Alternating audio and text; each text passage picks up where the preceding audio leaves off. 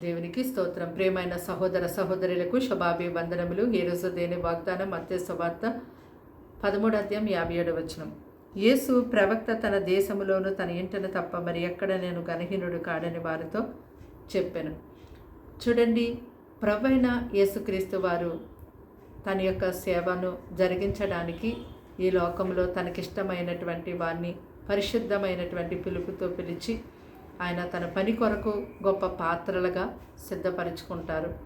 అయితే ఆయన సిద్ధపరుచుకున్నటువంటి వారి ద్వారా ఈ లోకమంతా దేవుని యొక్క పరిచర్య జరిగిస్తూ ఉంటారు.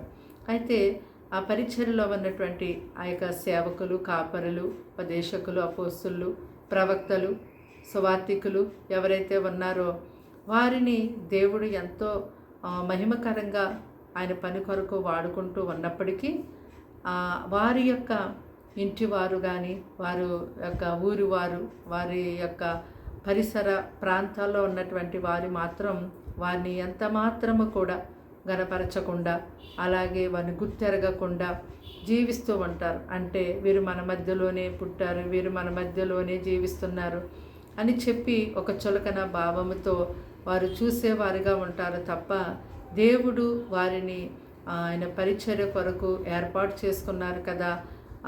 ఆ యొక్క దేవుని పనిని బట్టైనా వారిని మనం గౌరవించాలి, లేకపోతే దేవుడు వారి ద్వారా జరిగిస్తున్న కార్యములు బట్టైనా మనము వారిని గణపరిచి వారిని బట్టి దేవుని మహిమపరచాలనే ఆలోచన చాలామందికి ఉండదు. అందుకే ప్రభు అంటున్నారు, ప్రవక్త అయినటువంటి వారు అంటే దేవుని యొక్క సేవ పరిచర్లో ఉన్నటువంటి వారు వారి ఇంటిలోనూ వారి యొక్క పట్టణములోను వారి దేశములోను తప్ప మరి ఎక్కడా కూడా గణహీనులు కారు అని. కాబట్టి మరి ఎవరో మెచ్చుకుంటారని మన దేవుని యొక్క పరిచర్యకు పిలవబడలేదు, కానీ దేవుడిచ్చినటువంటి పనిని దేవుడు మెచ్చుకునే రీతిలో ఆ సువార్త పనిలో సాగిపోయే వారిగా మాత్రమే ఉండాలి. దేవుని వైపు చూస్తూ దేవుని యొక్క పరిచర్యలోను కొనసాగుతూ ఉంటుండగా దేవుడు ఎప్పుడు ఎక్కడ గణపరచాలో ఏ రీతిగా నిన్ను స్థిరపరిచి నిలబెట్టాలో ఆయనే చూసుకుంటారు. ప్రార్థన.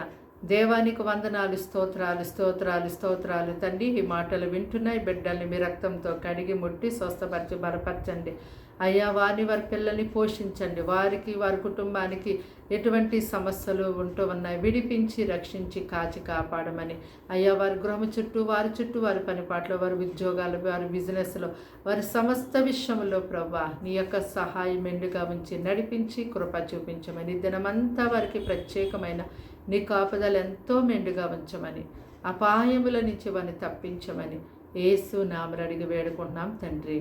ఆమేన్.